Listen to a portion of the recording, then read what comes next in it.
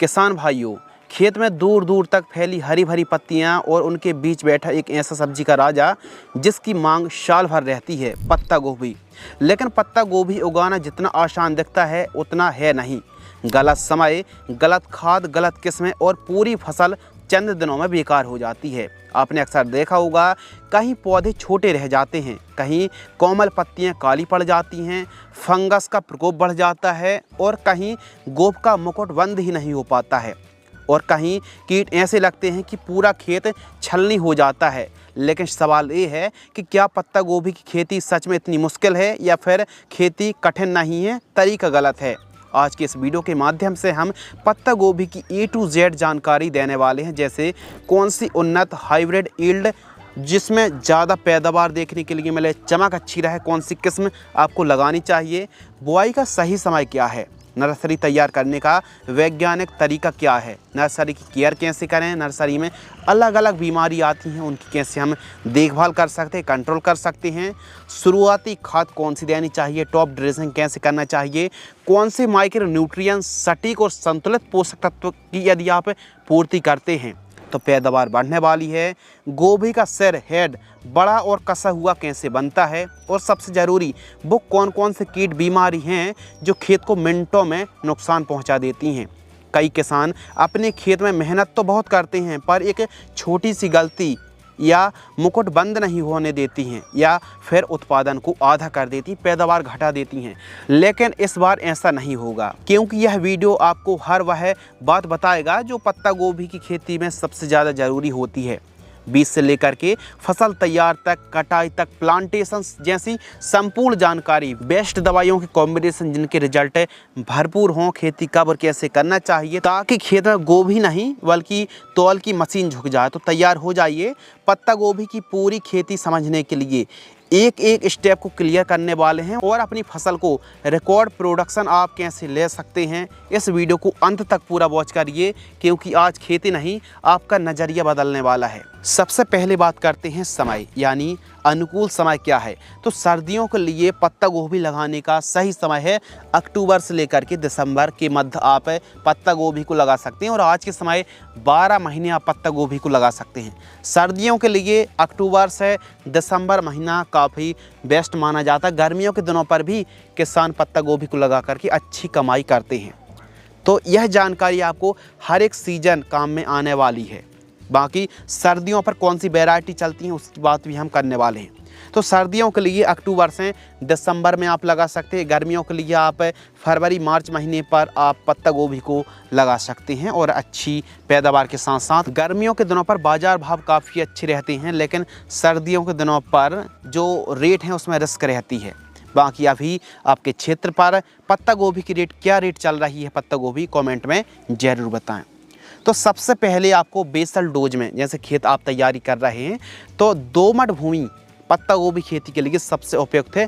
हल्की, मध्यम, भारी हर एक प्रकार की सॉइल पर आप खेती कर सकते हैं। बस उपजाऊ दोमट भूमि का चुनाव करेंगे तो पैदावार अच्छी मिलेगी। बढ़िया खेत की तैयारी आपने कर ली, 1 से 2 बार कल्टीवेटर से बढ़िया प्लोविंग करा दी, मिट्टी को भुरभुरी करा ली, उसके बाद बारी आती है बेसल डोज। पत्ता गोभी की यही वो पहली सीढ़ी है जिसको आपको सही तरीके से चढ़ना चाहिए, यानी बेसल डोज। बुआई के समय कौन कौन सी खादों का इस्तेमाल करना चाहिए। बुआई के समय आपको प्रति एकड़ पॉलीसल्फेट लेना है। इसमें 4 ऐसे पोषक तत्व हैं जो पैदावार को बढ़ाने में काफ़ी रोल निभाते हैं। एक बैग यानी 25 किलोग्राम आपको पॉलीसल्फेट लेना है। ICL कंपनी की आती है, बढ़िया रिजल्ट देखने के लिए मिलता है।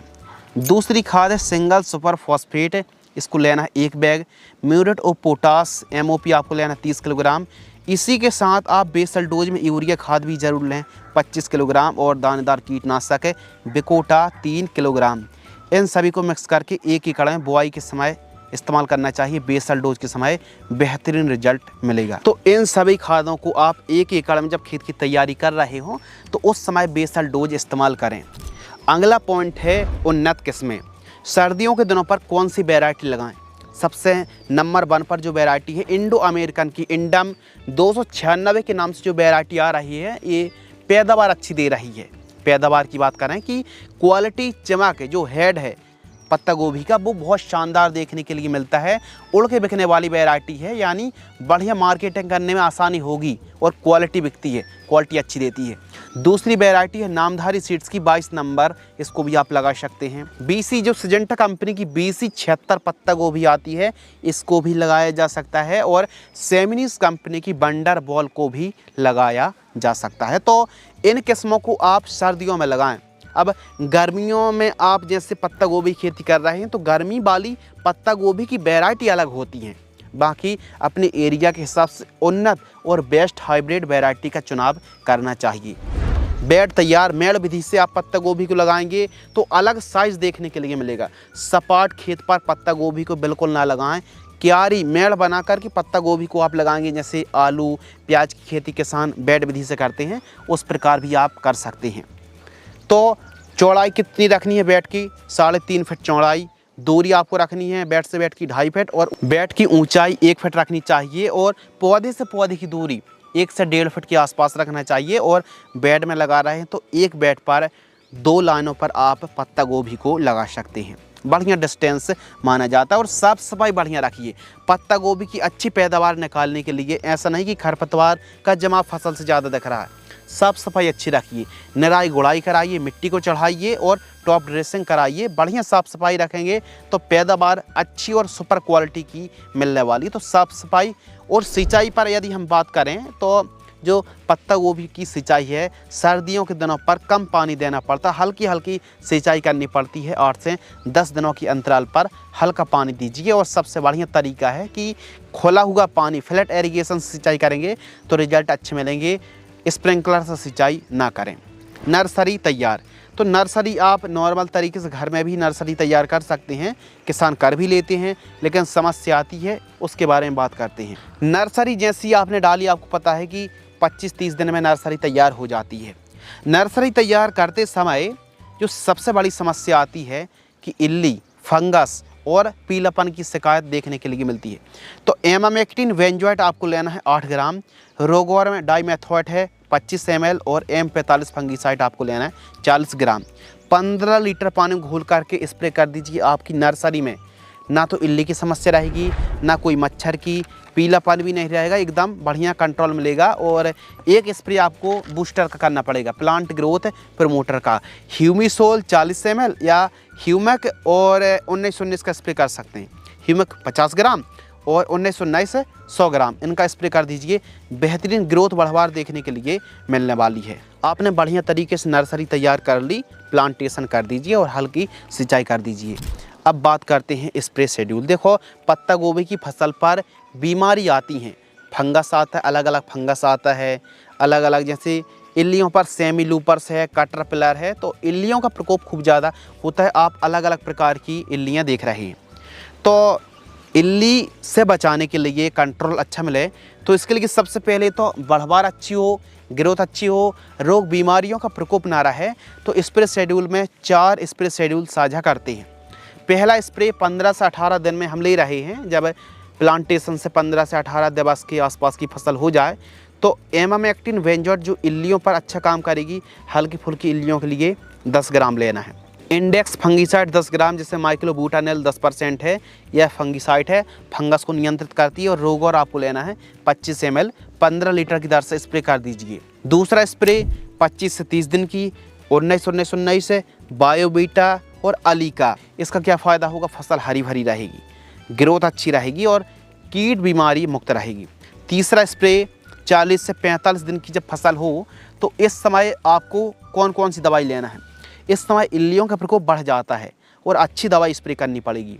तो एक्सपोनस आती है, एक्सपोनस में ब्रोफेनोलाइट का कॉम्बिनेशन है और इसका डोज है 17 ml से लेकर के 20 ml रखिए। पोषक सुपर आपको लेना है 200 ml, रोको फंगीसाइड लेना 350 से 400 ग्राम। क्या फ़ायदा होगा? और यह जो डोज है, आप तीसरा जो कॉम्बिनेशन देख रहे हैं, जो हमने डोज बताया, ये बताया है 1 एकड़ का 150 लीटर पानी घोल करके स्प्रे कर दीजिए 1 एकड़ में। एक्सपोनस से इल्ली, सुंडी, सफ़ेद मच्छर कंट्रोल हो जाएगा। पोषक सुपर से बढ़वार अच्छी होगी। रोग फंगीसाइड से लगने वाले तमाम प्रकार के फंगस से अच्छा कंट्रोल मिलेगा। और फोर्थ और जो लास्ट स्प्रे है 60 या 60 दिन से पहले आप स्प्रे कर सकते हैं। एम्पलीगो और इसके साथ आप क्लोरसाइफर वाला कॉम्बिनेशन और BASF कंपनी की मेरीबॉन 80 ml 150 लीटर पानी घोल करके स्प्रे कर दीजिए एक एकड़ में। बेहतरीन रिजल्ट देखने के लिए मिलेगा। ये तो बात हो गई स्प्रे शेड्यूल की कि सभी प्रकार की बीमारियों को नियंत्रित करेगी, अच्छा रिजल्ट मिलेगा, ग्रोथ बढ़वार भी शानदार होगी। लेकिन हैवी इल्लियों का प्रकोप है तो इनमें से कोई भी एक दवाई का स्प्रे कर सकते हैं। एक्सपोनस, डेलीगेट, सेमोडेस, ट्रेसर, लार्बिन के साथ एक्टिव मेंजॉइट, इनका स्प्रे किया जा सकता है। और रही बात खाद शेड्यूल की, यदि आप साधारण तरीके से खेती कर रहे हैं तो पहली खाद 18 से 20 दिन यूरिया सल्फर का इस्तेमाल करें। दूसरी खाद जब 35-40 दिन की फसल हो तो सेकंड खाद में ह्यूमिक एसिड, मैग्नीशियम सल्फेट और यूरिया का इस्तेमाल करना चाहिए। पत्ता गोभी की फसल 60-65 दिन में तैयार हो जाती है और लागत की बात करें तो 25,000 से लेकर के 26-27 हज़ार रुपये तक लागत आ जाती एक एकड़ में। पत्ता गोभी की खेती सक्सेसफुल खेती करने के लिए मेड़ में ही आपको मेड़ विधि से, बेड विधि से ही पत्ता गोभी को लगाना चाहिए। पानी हल्का दीजिए, ट्रैप जरूर लगाइए, साफ सफाई रखिए और लाइन से लाइन की जो दूरी है वो 1.5 से 2 फीट रखिए। एक बेड पर डबल लाइन पर प्लांटेशन कर सकते हैं। तो बाकी सही डिस्टेंस पर आप पत्ता गोभी को लगाते हैं तो पैदावार भी अच्छी मिलेगी और शानदार क्वालिटी वाली आपको उपज मिलने वाली है। तो आज की इस वीडियो के माध्यम से हमने शुरू से लेकर के लास्ट तक पत्ता गोभी की संपूर्ण डिटेल जानकारी साझा करी। यदि आपको यह वीडियो पसंद आती है तो वीडियो को लाइक और चैनल को सब्सक्राइब जरूर करें। धन्यवाद।